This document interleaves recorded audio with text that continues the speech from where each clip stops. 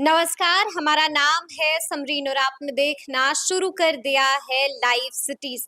देखिए, नीट की परीक्षा लगातार सुर्खियों में बनी हुई है। आपको मालूम है कि नीट की परीक्षा का आयोजन हुआ था 5 मई को और नतीजे आए थे 4 जून को। उसके बाद आपने देखा था कि पेपर लीक होने के बाद लगातार अभ्यर्थी पेपर रद्द करने की मांग भी कर रहे थे। लेकिन अब इस मामले में बड़ा अपडेट ये है कि अब केंद्र सरकार सुप्रीम कोर्ट चली गई है और केंद्र सरकार ने सुप्रीम कोर्ट में एक याचिका भी दाखिल कर दी है। तो आज हम इसी मुद्दे पर सीधी बातचीत करेंगे पटना हाई कोर्ट के जाने माने एडवोकेट देव प्रकाश जी से। सबसे पहले बहुत शुक्रिया जी, बातचीत के लिए। धन्यवाद। जी, सबसे पहले तो वकील साहब हम आपसे जानना चाहेंगे कि केंद्र सरकार भी अब सुप्रीम कोर्ट चली गई है, क्या हुआ है?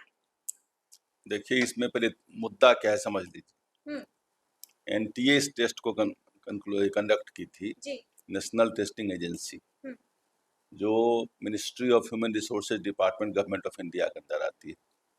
इस टेस्ट में 3 बात खुल करके आई थी। एक बात तो यह आई थी कि हरियाणा के सेंटर पर, झज्जर सेंटर पर हम्म। एग्जामिनेशन में कुछ लेट से शुरू हुआ था या किसी कारणवश टाइम कुछ ज़्यादा लग गया था, तो उन्होंने 20 मिनट समय उनको कम मिला था, हम्म।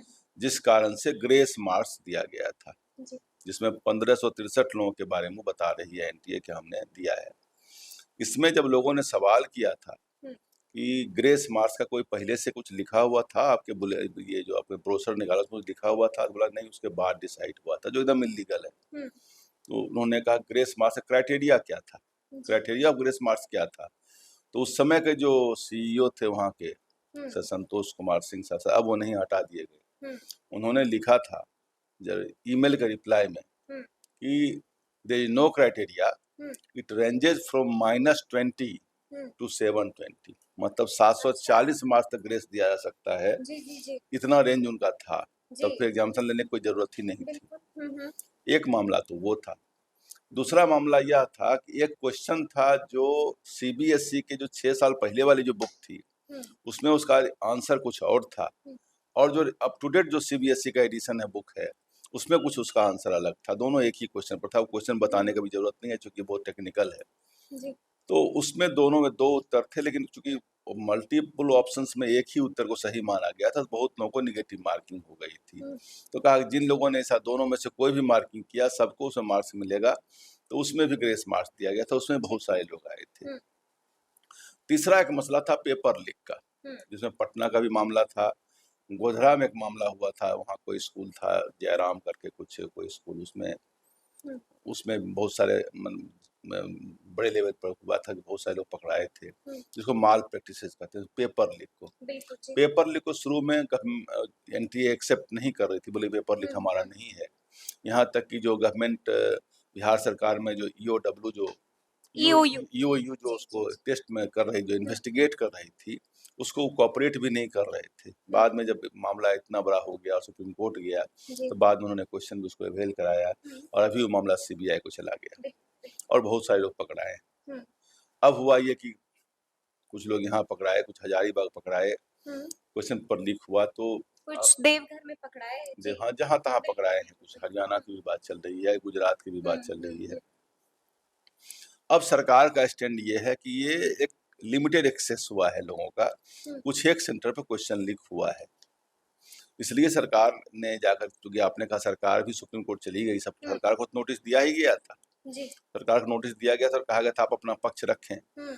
किसी भी विवाद में जब तक दोनों पक्षकार पक्ष नहीं रखेंगे, तब तक न्यायालय अपना न्याय नहीं देती। नहीं देती जी। हाँ, बिना ऐसा कोई इमरजेंट अगर स्टे आदि देना हम्म। होता है तो कई एक बार देती है बिना पक्ष रखे हुए भी। हम्म। लेकिन इस केस में उन्होंने वह भी नहीं दिया था, क्योंकि काउंसलिंग 6 तारीख से होने वाली थी हम्म। और उसमें स्टे नहीं दिया था। जी। लेकिन कई ये बीच में जब लोगों ने इंसिस्ट किया, हम्म। जब एडवोकेट इंसिस्ट किया, तो उन्होंने कहा कि ठीक है, अगर काउंसलिंग हो भी जाएगी, सर हम्म। 4 दिन के बाद उसका रिजल्ट आता है, अगर हम लोग उसको कैंसिल कर देते हैं तो उसका कोई इफेक्ट नहीं होगा। हम्म। लेकिन सरकार ने कल से होने वाला था काउंसलिंग, रोक दी उसको। उसको उन्होंने डेफर किया है, रोक नहीं दिया, डेफर किया। लेकिन कारण यह नहीं दिया है हम्म। कि सुप्रीम कोर्ट में केस चल रहा है इसलिए हम डेफर। उन्होंने जी। कहा कि कुछ हमारा अलग क्राइटेरिया बन रहा है कि जो नए कॉलेज हैं वहाँ पर जो फर्स्ट लिस्ट में आवे, वहाँ एडमिशन लेना ही पड़े, इस ढंग से कुछ बात अपना वो बना रहे हैं कि इस ढंग से कुछ हम बना रहे हैं, कुछ पॉलिसी बननी है जिस कारण से हम लोग उनको डेफर किए हैं काउंसलिंग को। ठीक है।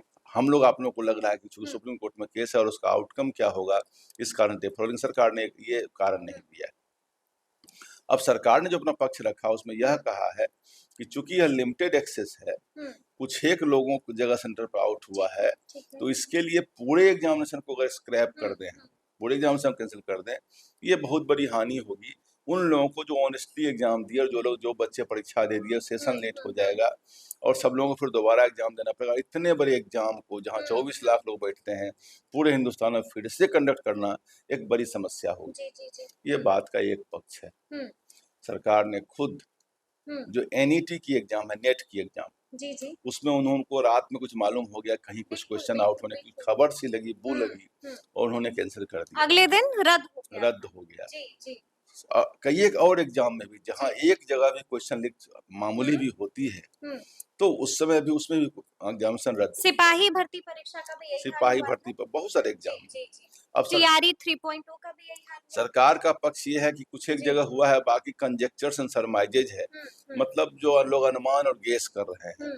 तो सरकार क्या चाह रही थी कि इतने सेंटर्स हैं 24 लाख विद्यार्थियों के, हर एक सेंटर पर से लीक का मिले उनको प्रूफ। दूसरी बात, अगर मान लीजिए 2, 4, 5, 10 सेंटर पर हुआ लीक और उस 10 सेंटर के एग्जामिनेशन कैंसिल कर दिया जाए और बाकी को रहने दिया जाए, अब वो 10 सेंटर वाले जो सेंटर हैं उनको पुनः एग्जाम लिया जाए, तो पुनः जब एग्जाम लिया जाएगा तो उनका कोई सेट ऑफ क्वेश्चंस दूसरा एकदम कंप्लीट डिफरेंट होगा। तो एक ही कॉम्पिटिटिव टेस्ट में 2 क्वेश्चन पेपर से, क्वेश्चन पेपर तो कई एक ग्रुप में होता है लेकिन सेट ऑफ क्वेश्चन एक ही होता है। भले क्वेश्चन जंबल होता है, जो 3 नंबर में यहाँ है दूसरे ग्रुप में 10 नंबर में होगा, वो अलग बात है। क्वेश्चन सेम होते हैं, तो वहाँ जब क्वेश्चन चेंज कर जाएंगे तो जो लॉ में एक टर्म है कंप्लीट जस्टिस और संपूर्ण न्याय, और सुप्रीम कोर्ट को आर्टिकल 142 में जो कंप्लीट जस्टिस का अधिकार दिया हुआ है उसमें कहीं न कहीं इन्फ्रिंज होगा कि या तो कंप्लीट जस्टिस हो या ना हो। अगर मान लीजिए कि जहां जहां हुआ वहीं केवल कैंसिल हुआ तब तो एक नया सा प्रेसिडेंस बन जाएगा। और दूसरी बात, जहां आपको पता लगा कि यहाँ पर लीक हुआ है, बहुत जगह ऐसा भी हुआ जहाँ गोपनीय रह गई होगी, जहाँ से जानकारी नहीं मिली होगी। अभी आप जब जगे और लोगों ने हंगामा, कल तक तो कह रहे थे कि लीक है ही नहीं, जब मांग रही थी बिहार सरकार के जो EOU डिपार्टमेंट, तो अब दे ही नहीं रहे थे। और अब जब 22 दिन की देरी से पत्र का जवाब दिया है, हाँ, पत्र का जवाब, ईमेल का रिप्लाई दिया था, तो अब आप कह रहे हैं कि नहीं कुछ लीक हुआ और अपने CBI भी उसमें कराया। तो अब CBI कराया तो यह कहना कि नहीं हर एक सेंटर पर लीक होगा तब हम कैंसिल करेंगे, हमारे हिसाब से देखिए वो जो कह रही है कि जियोपार्डाइज हो जाएगी सारा सिस्टम और जो ऑनेस्ट एग्जामिनी है उनको प्रॉब्लम होगा, यह बात वैलिड है, इस बात सत्य है, उनको तकलीफ होगी, सेशन लेट होगा, यह बात भी सही है। लेकिन जब घटना घट गई, कहीं कोई फ्लाइट खराब हो जाती है, ट्रेन खराब हो जाती है, कोई रास्ता बंद जाती है, डिले तो हो ही जाता है। लेकिन अब न्याय तो सबसे बड़ी बात है, सुप्रीम कोर्ट अब गए का है कि सुप्रीम कोर्ट का काम तो एग्जामिनेशन कंडक्ट करना तो है नहीं, उनका काम करना है न्याय करना। तो न्याय कैसे होगा? न्याय अगर यह बात हो कि नहीं लिमिटेड सेंटर कैंसिल किया जाए और बाकी को नहीं किया जाए, लिमिटेड न्याय हो जाएगा, लिमिटेड जस्टिस हो जाएगी, कंप्लीट जस्टिस नहीं होगी।